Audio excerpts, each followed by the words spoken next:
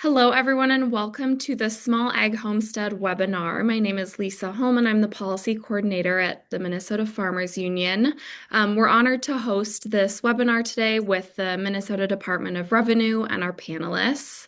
So in the 2025 legislative session, we updated the Minnesota tax law to allow farmers on less than 15 continuous acres to achieve an agricultural designation for their property, which could allow them to earn the Ag Homestead tax credit. This is something we've worked on for many years, and tax law is really complicated and specific. So we wanted to start the conversation by bringing in the Minnesota Department of Revenue to explain that change and a farm business management specialist to help us navigate it. We look forward to exploring that with all of you today. This is an important change that will limit farmers' tax burden and help them hold onto land and continue to help feed our communities and our state. So moving ahead, I'll go ahead and walk through our agenda. So Kelsey Zavedra and John Beaton, both market farmers, will walk through why this policy change matters to farmers in their network. And then we'll hear from Evan Johnson from the Minnesota Department of Revenue for an overview of the Ag Homestead. He'll also discuss the specific changes to who qualifies for the tax credit, details of the floriculture specifications, and the timeline and the assessor checklists. And then finally, Laura Cullup, a farm business management specialist with Renewing the Countryside, will discuss documentation, Schedule F, and helpful supports for getting all the documentation organized and ready to go. Lastly, we will wrap up with a Q&A. There is a Q&A function on this webinar, so please feel free to leave any questions in there at any time, and we'll get around to them at the end. All right, so my name is Lisa Holm. I'll be the moderator today. I work for the Minnesota Farmers Union, and I'm excited that we get to host this webinar, not only because we got to work on this program some at the legislature with the leadership of Farmers Union members and others, but also because it will help people, many new and emerging farmers, who are working hard to build farm businesses, which is beneficial to our local foods economy. Thank you to Kelsey, John, Eben, and Laura for sharing your knowledge with us today. So let's get started. Hi, everyone. My name is John Beaton, and I operate Fairhaven Farm in St. Louis County, just north of Duluth. And yes, this is an important topic, something which I hope benefits small farmers greatly. And you can see in my picture here a picture with Grant Hoschild, and this is from a lobby day experience. And just know that this particular topic is something that we've been working on at the Farmers Union for several years. I think I first brought this particular topic up in 2018 or 2019, something like this. And I hope that this benefits small farmers, especially folks in our area. And I hope that it also opens up the door to conversation so that both our assessors and everyone involved can understand kind of a little bit more about modern practices related to intensive agriculture production, which there is a very strong presence of in Minnesota, especially in my area, and I know across the state. So happy to be here and happy to help out where I can. So thank you.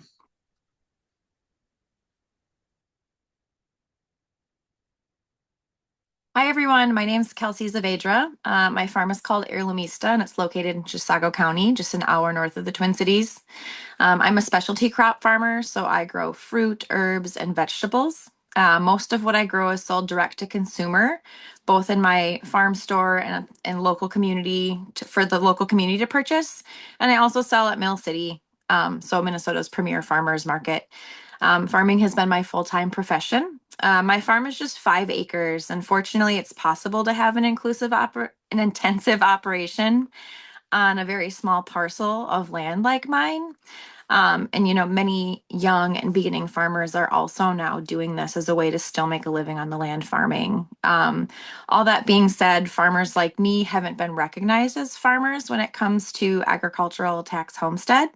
And it was just due to the size of our farms. So this new change in tax law is a really great first step to a more inclusive and equitable agricultural community here in Minnesota moving forward. And I'm just really glad I can be part of this call today. So thank you.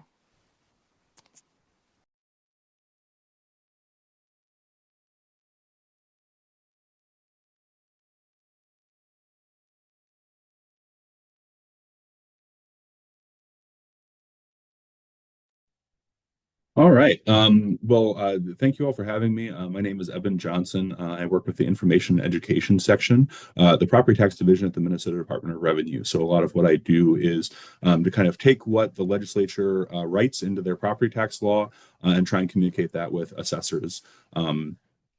So I also kind of follow legislation that comes down the pipe and kind of try and get a handle on that so that then everyone's aware of what law changes were happening. So really appreciate the Minnesota Farmers Union for inviting me here today to share some of the changes with all of you.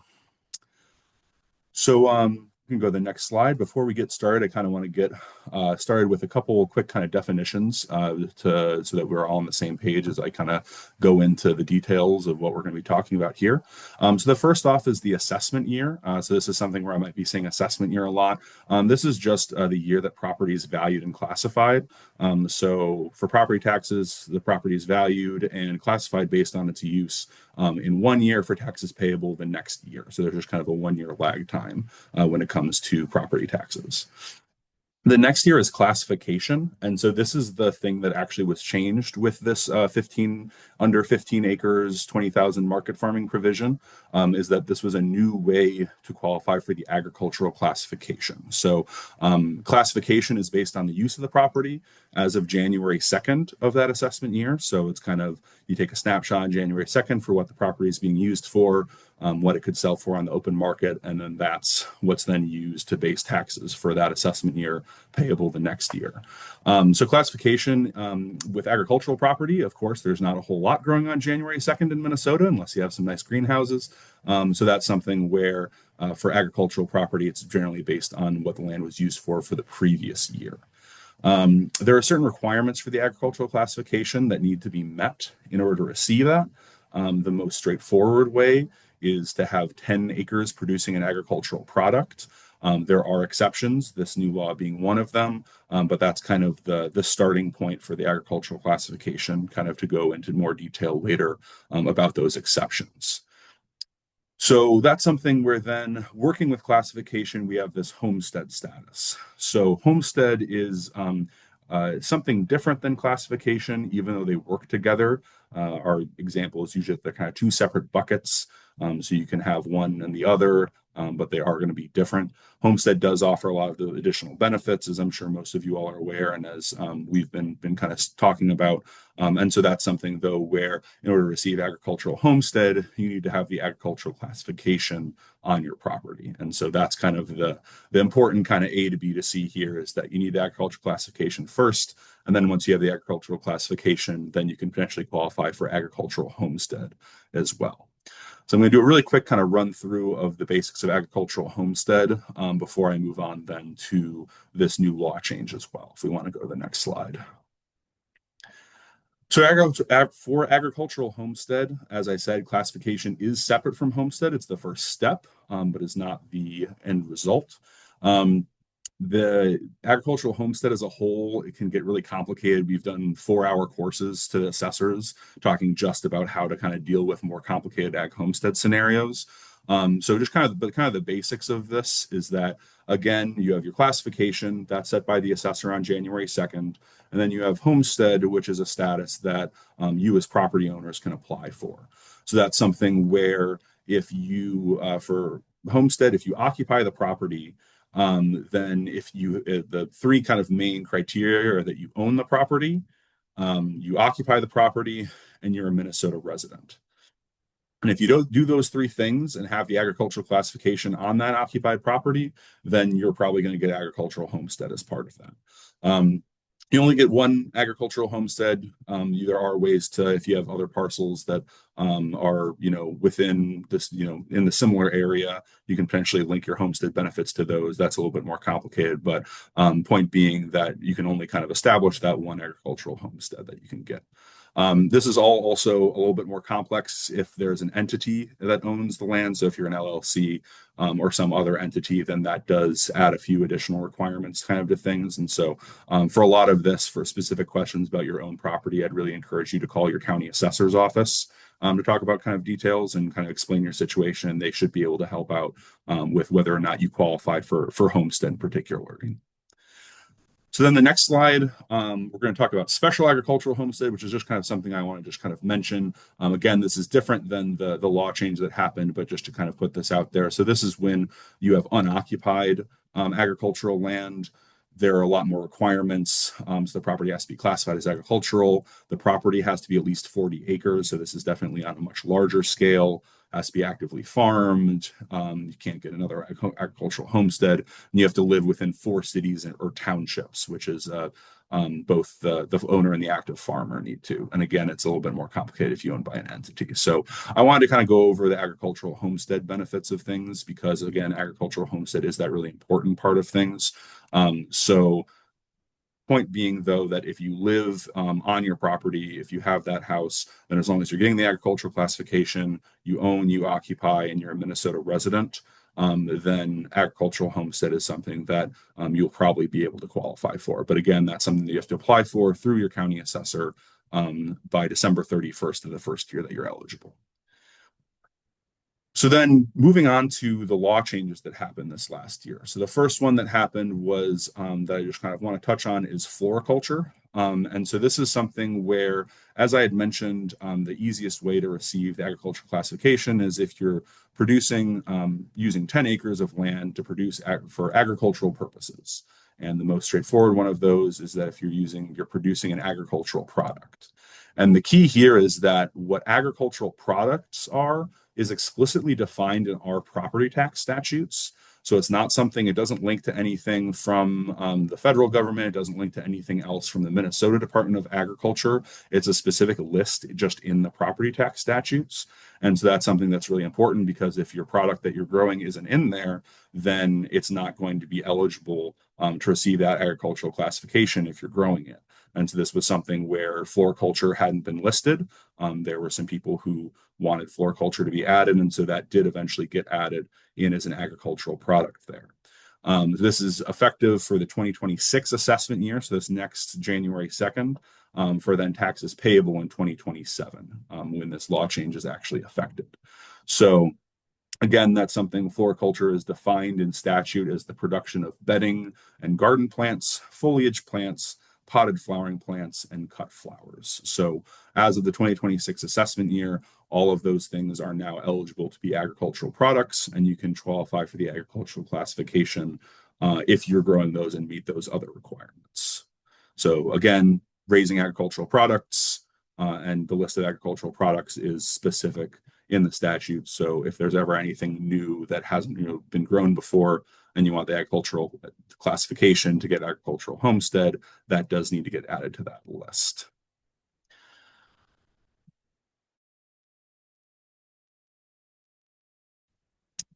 We're going to head to the market farming provision, as I believe my headset just turned off. So can people give thumbs up if they can still hear me with things? Okay, good. Excellent. So most recently in 2025, there was a law that was passed that changed added another way to qualify for this agricultural classification, right? So as I had said, the most straightforward way is if you have 10 acres that are then being used to grow these agricultural products. But of course, if you have a smaller acreage, right, then that's something where it's going to be really difficult to have those 10 acres. So one of the law changes that came into is, again, allowing properties that are under 15 acres that have a residence to qualify for the agricultural classification, even if they don't have 10 acres being used to produce an agricultural product. So moving on to the next slide, what the actual provision is and kind of what this new way. So as I had said, this is a new way for properties to qualify. So I know that previously, if you were under 11 acres with a residence, you could qualify via intensive market farming. That requirement has not gone away. So you could technically qualify under either way, but this new method of if you're under 15 acres with a residence can potentially qualify if you're then using that property to market farm. So there's three main requirements to qualify under this new provision.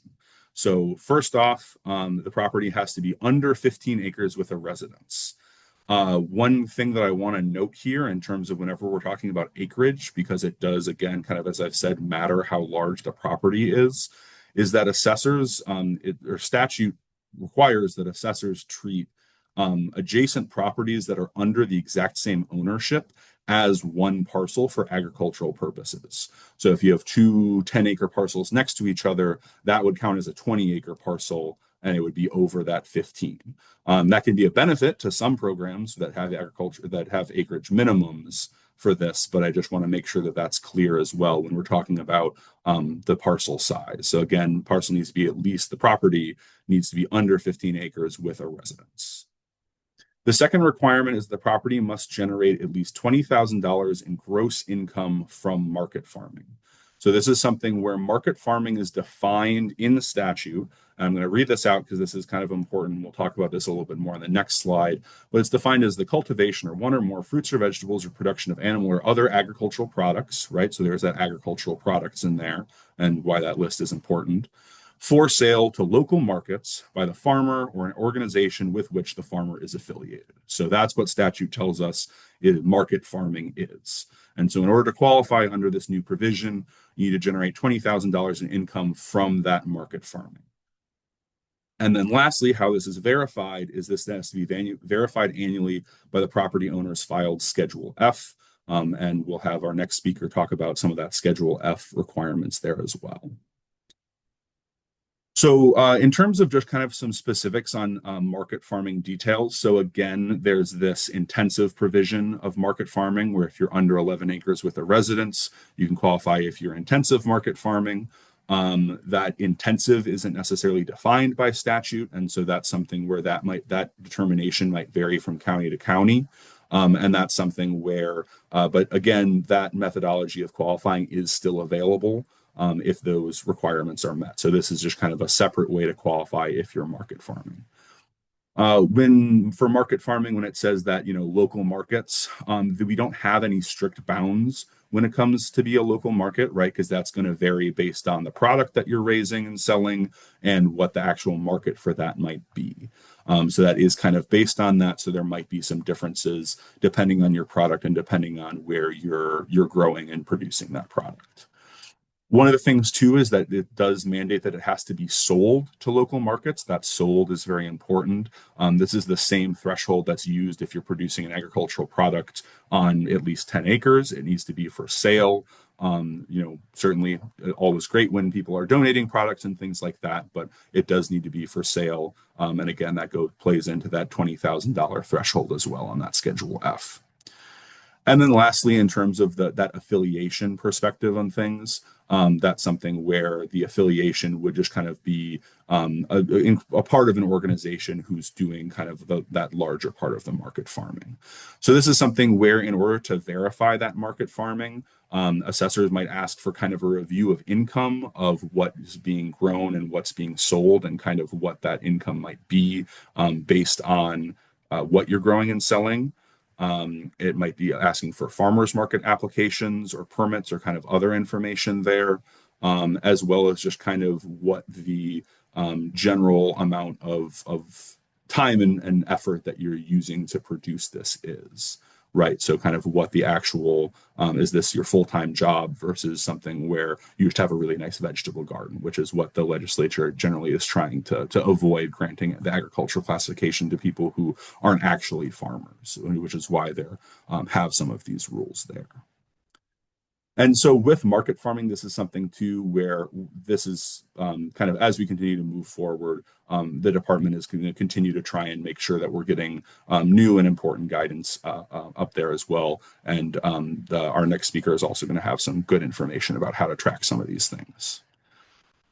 So for the Schedule F, as I mentioned, this needs to be verified annually by the Schedule F, and the Schedule F needs to show that $20,000 in market farming. So this is just what the timeline that we've communicated to assessors. So if you do qualify under this new provision, this is to kind of show what you're going to need to do to show the assessor that you are meeting this requirement. So this is something where for the timeline, because it does need to be a filed Schedule F, and because the classification decisions are made early in the year, it's entirely possible that the county will have already done their work setting values and classifications by the time you have a filed Schedule F to show the assessor. And so that's something where we have said that you can use the previous year's Schedule F to do that.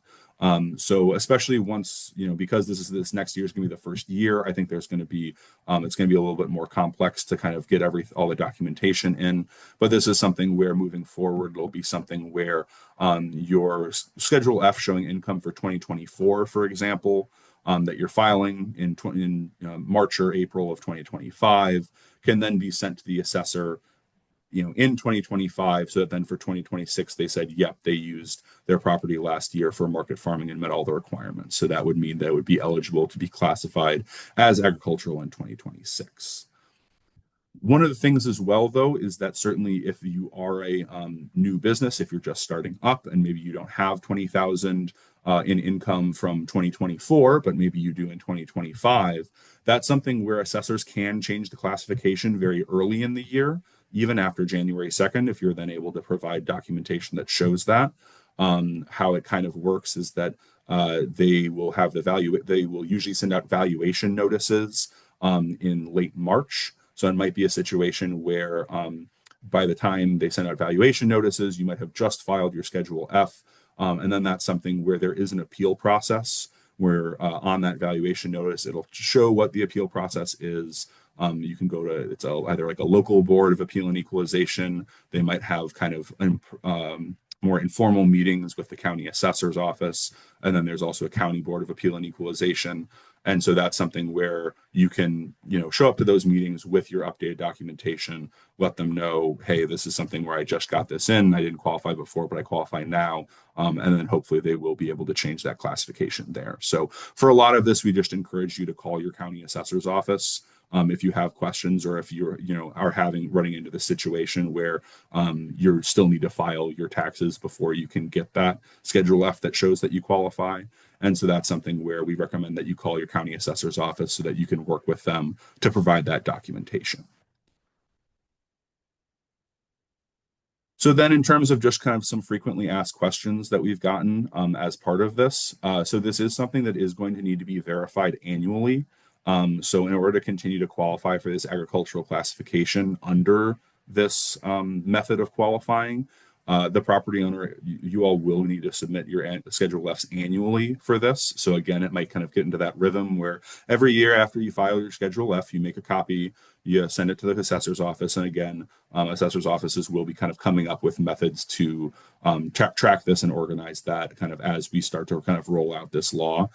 So that's something where that will just be something where annually, you might potentially either get outreach from them or just know to make a copy of the Schedule F and send it in that shows that you do still qualify for the agricultural classification because you're meeting that $20,000 requirement. A couple of specifics with this law is that the Schedule F does need to be the owner of that property's farm. So it's something where it can't be a renter or someone who's making that money and you give the assessor their Schedule F in order to try and qualify your property for it. It does need to be your own form of the owner of the property who is applying for this classification, essentially. So if you have it own it as an individual versus as an LLC or a trust or something else, that might differ. But again, it does need to be the Schedule F for that property. Additionally, the Schedule F does need to show income of $20,000 specifically for that parcel.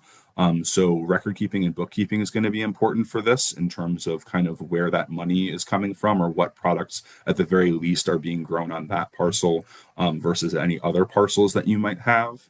And then again, this also is the same in terms of non-market farming sources. And so again, it's going to be really important to keep receipts and other kind of documentation showing where you're getting the money from that's making up that money on the Schedule F to verify that you are meeting those definitions of market farming. So again, with the market farming selling to the local markets, certainly the kind of classic example is a farmer's market or something like that, but there are certainly other things that may qualify as local markets for that. And so again, it's going to be important to have that documentation so you can show the assessor that you're making 20,000 in gross income from this market farming and from those sales as well. So I know that's a lot of information with everything. Certainly, as I've said, property taxes and especially the agricultural aspect of things is really complex and can be really difficult for everyone to do. I do just kind of want to say that the legislature is the one who writes these laws and changes them. I try and kind of take that and communicate with the assessors, and the assessors are just trying again to kind of implement those as best they can. So I always really encourage open dialogue and to call your assessor with questions that they have. They can have information discuss information with you and kind of explain how some of the things might work and why they might be making the determinations they have. And then if that fails, there are appeal options. So as I mentioned with that classification, there are appeal options both at the local level, but with the local Board of Appeal, it can go up to the County Board of Appeal, and there's always an option of the Minnesota Tax Court as well. So that's always something that is available to you all as property owners, available to me as a property owner as well. Right, is that if we disagree with how that property is being valued or classified, you can appeal it. But it does, again, the assessors are making those determinations based on what the legislature has put into law. That is it for me. I will turn it back over. Thank you so much, Eben, for that wonderful comprehensive overview. Before I hand it off to our next presenter, Laura, just want to remind folks to use the Q&A function, type your question in the chat there, and we'll get around to it at the end. Also, I think I forgot to mention at the beginning, but this webinar is being recorded. Over to you, Laura. Thank you. Okay, great. Hello, everybody. My name is Laura Cullup. I am a farm business management specialist with Renewing the Countryside, and I also have a background of owning my own farm in Hutchinson, Minnesota. So I'm going to talk a little bit about getting into the details of the Schedule F, giving a little overview about that, some resources, and talking about some examples of record keeping that could seemingly satisfy some of the requirements for this small agricultural homestead credit. So you can go to the next slide. Great. So here's an example of what a Schedule F form looks like. And this is, your IRS tax form that farms are using to report profit and loss. Who files? Any entity will file. So whether you are the owner of the property, as I understand it, the Schedule F needs to be for the individual or the entity on the property. So on my farm, for example, we have a S Corp for our farm. We have a tax filing for that we could show that we as the individuals who own the property are also the owners of the entity. So if you are an individual, it's pretty easy. You're a sole proprietor or you are an individual LLC. So you are filing that Schedule F just on behalf of yourself as the owner. Can go forward to the next slide here. I'll also say I am not an accountant. I'm not a CPA. So it's really good to find an accountant who is knowledgeable about Schedule F, somebody who has experience with filling these out with a multitude of operations, who can give you really good advice when you get into some of the nitty-gritty details in terms of your entity, in terms of your specific farm operation, the details, your income and expenses. So this provision talks about showing $20,000 minimum of farm product sales going to local markets. And so I just want to point out of like where that would go, where you would find that on the Schedule F. So if you are putting together a Schedule F for the first time and you want to bring that to your assessor to show that you qualify for that, line 2 is going to be the important line, sales of livestock, produce, grains, and other products that you raise. And that will be that number. Some farmers are receiving payments for other things. Some farmers do some tillage for other farmers. So they might have income from custom hire, for example. You may get a check for your organic certification reimbursement. That would show up on your Schedule F, but it won't show up on line 2 in terms of sales of products that you raised. So that's really that important number, that $20,000. And we'll talk a little bit about, how do you come up with that number? How do you verify that you are at $20,000?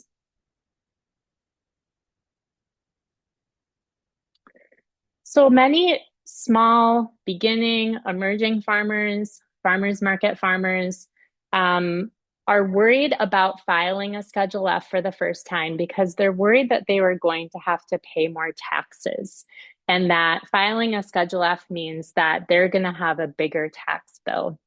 And what I want those farmers to know is that you probably have more farm expenses than you think. And so working with a farm business management instructor like myself, working with Grow Your Green, we'll talk about them at the end of my slides, working with an accountant can help you kind of figure out what are allowable farm expenses. And the two categories that are different from kind of how we do cash accounting on our own farms is depreciation and mileage. And those are really the two categories, especially mileage, when I have farmers who are driving to different parcels of land around, and that may not apply if you have your own farm, but there's still travel required. That mileage deduction can be a pretty hefty deduction. And so that can reduce your tax liability. And even with this example of this farm, you can see they had almost $100,000 of sales and the net profit was around $28,000. So if they don't have a lot of other off-farm income, that's a pretty low tax liability. So again, working with an accountant to kind of get that set up can be well worth that investment and save you some money on your taxes. So just a plug there. Some other benefits of filing, though, increasingly I am seeing more programs, both USDA and state programs, that are using Schedule F as a benchmark for if you are a true farming business. And so typically that $1,000, if you are making $1,000 or more, you are considered a farm business. But to really qualify for some of the programs, some of the loan opportunities, some of the grant opportunities, crop insurance, you need a Schedule F, and it really legitimizes you as a farm business.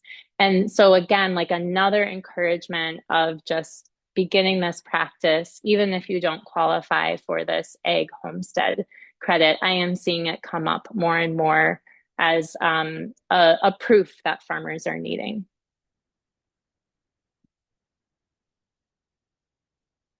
So Schedule F deadlines, what I will say is that it does depend on your situation. So if you are a larger operation and 2/3 of your total gross income comes from farm income, then you often may need to file by March 1st if you owe a tax payment.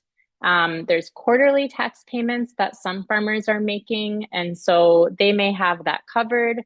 Again, it's really going to depend on your specific situation. For smaller farms, many of them are just filing April 15th. They don't really have a tax payment due when everything is kind of added together and put together. And they're just filing that Schedule F with their 1040 April 15th. One thing that I want to mention, well, two things. If you do get an extension to file your taxes, one thing that came up for me is that it sounds like it would be really beneficial to have your Schedule F in hand earlier rather than later. And so if you do that 6-month extension, you're kind of delaying until you have that official Schedule F. So now is the time to get your 2025 records in order and get ready for tax season. Also, it really does depend on your business structure. So if you are a S Corp, you file March 15th, even if you're a farm. So again, just want to emphasize that it's really good to check in with your accountant to find a good farm accountant. And I do have some recommendations if folks want to get in touch with me outside of the webinar of some folks that I know who are working with smaller scale farmers and would be able to give some good advice on that.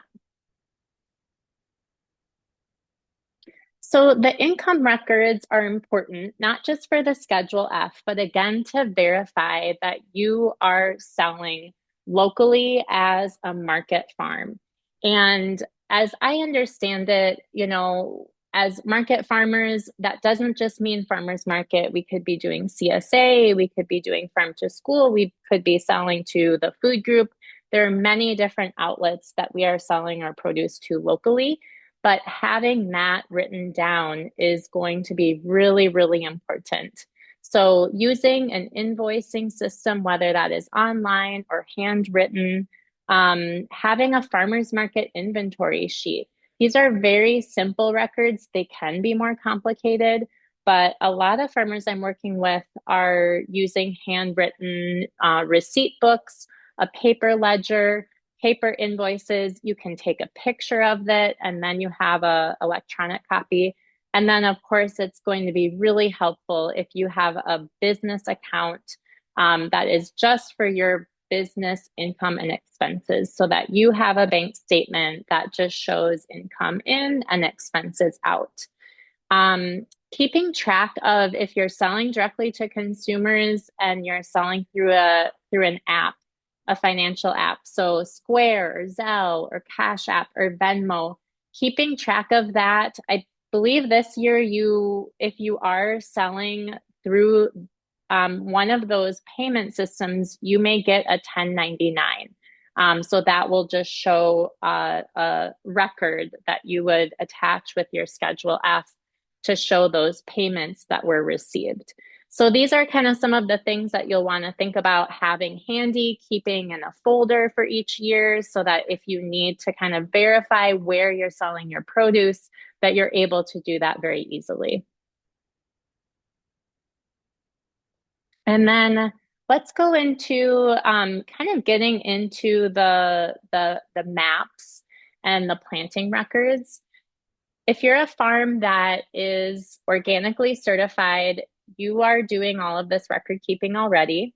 You're keeping track of where you're planting things, how much you're planting, where that's going. You're providing maps to your certification agency. That will translate really easily for this, homestead exclusion or the small ag exclusion. But I wanted to just give a couple examples of some pretty fairly easy maps that you can have. So an aerial map on the left, this is actually a hand-drawn map of our fields on our farm. And then we have just a simple template for each field or for each hoop house with the square footage. And we can write on that when we're planting. We can write on it for harvest dates. And it's a pretty easy way to have that production record to verify that what we are growing and selling was grown on the farm where we live. So another idea would be to have your aerial GIS map and then really being able to track that acreage, whether that's being used for vegetable production, for pasture, for livestock, for aquaculture, whatever it may be, to verify that you have that acreage. And then you have those records that you show production in that acreage during the season. So they don't have to be fancy. We'll show you the next example. Simple notebook. Before we created these farm map templates, we just used a field notebook for each year and drew out our maps, drew out our beds, how much we planted, when we did that. I would write some harvest notes on here, or I would link them with my farmer's market sheet. And then I would often take pictures so that I had a picture of that planting linked to that date. And I could go back just for reference and remember, oh yeah, that was a really, cold, late season onion planting in May. For my own purposes, of course, but then you have that extra verification as well if you're verifying this outside of the farming season. This is a little bit more of a detailed planting and harvest record in Excel, in Google Sheets. So again, you can be really detailed, really organized. You can have it be handwritten. There's lots of different ways to do records. You just have to do what works for you. And lastly, I want to talk about a couple resources. So if you are newer, a beginning farmer, an emerging farmer, and just kind of figuring out how to record keep on your farm, I would recommend checking out Grow Your Green. It's a farm profitability cohort through Minnesota Farmers Market Association. And it's going to give you kind of some foundational knowledge to setting up that chart of accounts for your farm.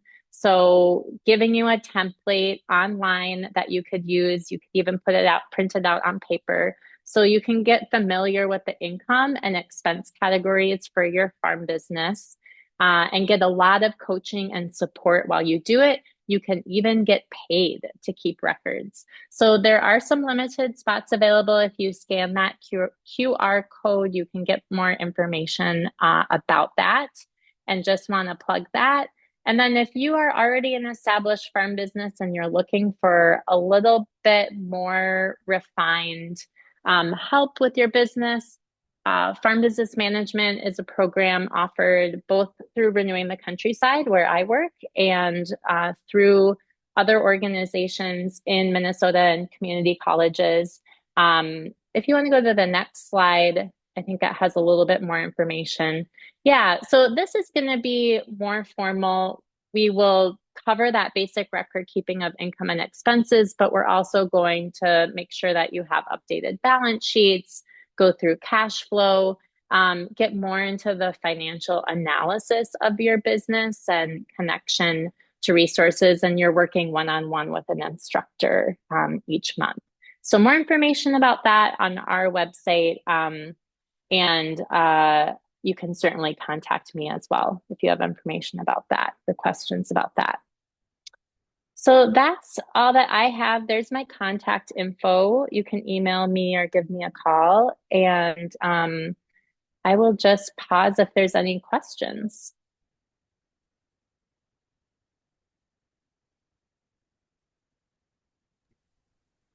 Wonderful. Thank you, Laura. All right, so let's get into the Q&A. So first question from Gretchen for Eben and Laura. Would you be able to talk a bit more about ag homesteads owned by entities? Yeah, absolutely. I can give kind of a brief overview. I want to make sure that there's time for other questions as well. So essentially, if it's occupied, it needs to be occupied by someone who's a qualified person of the entity, so a member, a shareholder, someone like that. And then there's a couple other requirements in terms of it depends on who's operating it. If you're also the one who's operating it, then that's fine. And then one of the requirements is then that you're actively engaged in farming. And what that basically means is that you're participating on the farm on a regular and substantial basis. So that that's can be doing the books and just kind of making sure that you're actually involved in that as part of that. So that's kind of one of those additional requirements as part of that. And then if you don't occupy the property, then you have to be an active farmer, which means you're actually on the tractor or otherwise kind of actively pulling the dirt under the fingernails kind of type of situation. So that's usually the requirement if you don't occupy the land. And again, there's a few other requirements based on if who's operating the property, if someone else is, if a different entity is. So that's something where, again, I would definitely just recommend that you contact your county assessor's office, and they should hopefully be able to help explain through that process as well. Great. Thank you, Eben. And would you mind sharing the link? Is there a link to the county assessor's office? So it depends on the county in which the property is located in. So Okay. that's something where usually for me, I'll just Google whatever county the property is in assessor's office. So I'm in Hennepin County, so I would contact, just Google Hennepin County assessor's office, and usually one of the top results, I'll be able to find a way to contact them through that. Great, thank you. Moving on to Friendly has a couple questions. The first is, does pond acreage that is put into native wild rice cultivation count towards the minimum of 10 egg classification? Yeah, so for that 10 acres of agricultural production, so yeah, if you're cultivating wild rice, so one of the agricultural products is just it says grains, so wild rice would count towards that. It would just be something where need to be producing that for sale, and so that would be kind of the main question there, and again, kind of the size of the parcel, and so again, that'd be a conversation you'd want to have with your assessor about kind of how much land you're using to cultivate that. Okay, and then could you also speak a little bit more about how the qualification that comes with the presence of a greenhouse on a parcel would work? Yeah, so greenhouses can be a little bit tricky. So that's something where there's specific language in statute that talks about greenhouses, and that it's gonna vary kind of based on what you're using the greenhouse for. So if you're growing floricultural, horticultural, or nursery products in a greenhouse, then that can be classified as agricultural.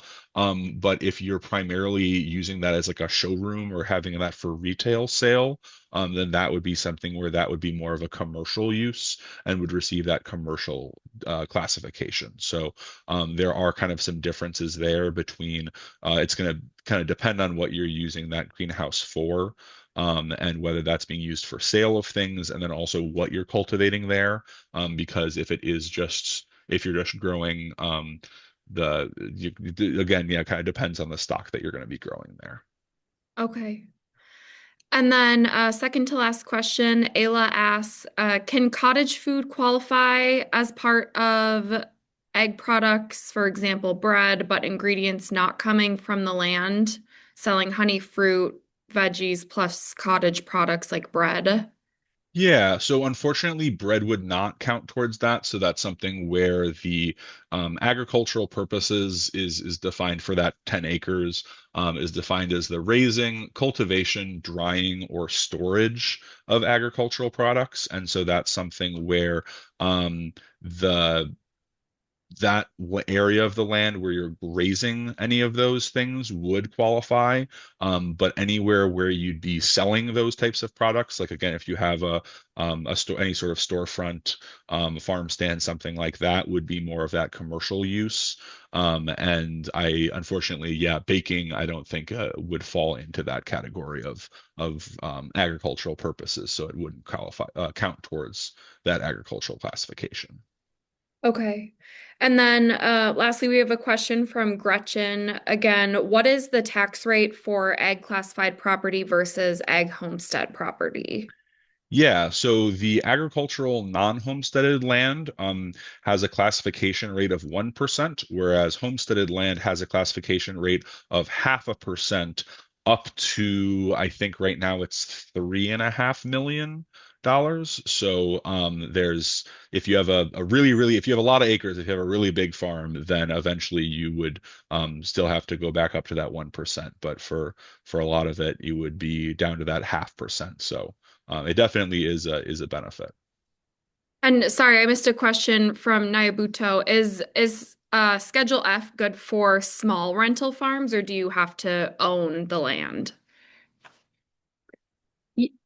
Schedule F will be great for if somebody who is leasing land. So it won't help you with what we are specifically talking about with this webinar because you don't own land and you're not paying property taxes. However, it will be really, really helpful for you to be on the books as a farm business and have a Schedule F. If you'd like to purchase land in the future, you will need to provide 3 previous years of Schedule Fs for your farm as kind of a basic qualification to access USDA Farm Service Agency loans. It's helpful to access other private ag lenders. So I think it's a good idea. It may depend on what your sales are. If you only have a couple $100s worth of sales, that might not be worth it for you in terms of the fees to file. But that would be a good question we could talk about offline or connect you with an accountant who could advise you on that. But it's a good question. Wonderful. And then Valentine asks for a clarification. So the need to be farming yourself was mentioned. She asked, is that just for your homestead? You could rent ag classified land to a farmer? Yeah, so needing to own, so specifically, right, because with property taxes, the assessor is always looking at what the land is being used for, right? So it's the taxes being based on that piece of land. So in this situation with the under 15 acres and the $20,000 minimum income requirements, that's something where we're saying that, if I had 15 acres with a residence, but I didn't do any farming and I just let someone else come in and, use my land for market farming, I couldn't then use their Schedule F that they filed to then give to the assessor and get agricultural homestead for myself because I'm not doing any of the farming. So that's what it is in the sense of for why it matters if you're owning the land with the Schedule F, if that answers the question. And then did you see, okay, there's a second part and Okay. a third part. Okay, The sounds good. Yeah. second, Can scroll down here. Or yeah, do you want to read it out? sure. So does egg classification go with the land when it's sold to another farmer before they have a record themselves? That's a good question. So generally, yes, it will kind of depend on the exact situation. So this is something where, as I said, the classification is based on the use as of January 2nd. Again, because agricultural, we're not growing that much in Minnesota on January 2nd, at least not for out of the ground. So that's something where that classification can't be changed except through an appeal process. So that's something where if you buy land during the year from someone who's farming, that's definitely, and you want to keep farming, that's definitely something where I'd reach out to the assessor and say, hey, just so you know, I'm planning on farming, this, or starting to farm something, continue farming or farm a different product or something along those lines, because that's something where generally speaking that you can still qualify as long as you are using it agriculturally, as long as you are making some progress towards planting or doing something like that. So if it will stick with that one assessment year, they're not going to change it during the year, but it would then just be for that next year. You'd have to show to them that you are still meeting those requirements for the agricultural classification. Okay. And then going back to Friendly's question about greenhouses. With the greenhouse question, the statute makes it sound like a greenhouse makes all of the ag land classifiable, correct? So so for the greenhouses in particular, So this is it's that one's really going to depend on what the property is being used for. Unfortunately, I'm not going to kind of be able to give a general answer. It's going to be very kind of fact specific on that. So I apologize for that. But it's something where it's going to depend on kind of what that other land is being used for. It's going to depend on how large the greenhouse is, and kind of what that determination is. So that's something where, again, I would really recommend contacting your county assessor's office to inquire kind of about what your situation is and kind of where what they kind of say that you would need to do and kind of what those steps would be, just because it really is going to kind of depend on that property. So um, Okay. And then one more clarification from Valentine. So her original question about the need to be farming yourself was mentioned. Is that just for homestead? You could rent ag classified land to a farmer. For the rental, she's asking if the ag classification is fine for rental, not homestead. so the if you're renting, so for this new law change, this is specific that it needs to be the owner's Schedule F that's being filed. In general, you could have a situation where if I had 10 acres of land, I could rent it to a different farmer. They could farm the land and still receive that ag classification.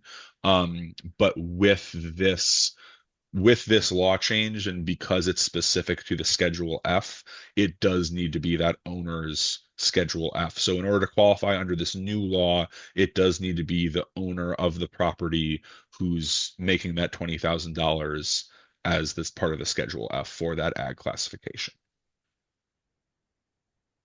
So this is one of the things where it's certainly, this is because it's a new law, there are going to be different, there are some of the old ways to qualify have one kind of set of rules, and then this new way to qualify kind of has a little bit of a different set of rules. So it's definitely a little bit complicated for all of us, certainly, and we're continuing to put out do research and put out information on that as well. And then the last question from the chat will take someone that works with farmers a lot regarding greenhouses. The statute doesn't say anything about the rest of the land. Where are those rules? Yeah, so the classification statute is Minnesota Statutes 273.13, as just the actual classification. We also have resources on the Department of Revenue's website.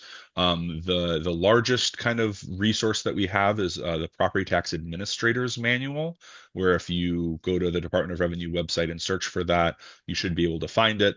There's something that talks about classification and has all of that. It is written primarily for assessors, and it's really long, and so it's usually primarily kind of a reference document. If you use the table of contents and the Control F find function to find information there. So that's information that we put out there. That's kind of, again, kind of general. And talks about kind of the general rules, and in that administrator's manual, we talk about the different ways to qualify for the agricultural classification and some of the finer points. But I also, again, would always recommend calling your county assessor's office, because they'll be able to look up what your actual property looks like, and kind of how those laws can apply to your property specifically. Okay, wonderful. Thank you, Evan. Panelists, do we have any final thoughts or comments? We're coming up on the hour, of a couple minutes left. Okay. And we'll send out a follow-up email as well with some of those resources Evan and Laura mentioned earlier. Really appreciate everyone joining us today. Thank you to Kelsey and John and others that came to the Capitol to advocate for this policy change, as well as legislators and the Department of Revenue for help making continuous improvements to policies to better serve more farmers in our great state of Minnesota. This will be recorded, obviously, and posted on the Minnesota Farmers Union YouTube website, and we'll be sure to send that out. So please look for it there and refer back. Also, don't hesitate to reach out if we can help relay questions or provide support as you're navigating this change. And then, yeah, like Evan said, don't forget to check out your county assessor website and find your contact person there. Thank you, everyone, and hope you have a great rest of your week.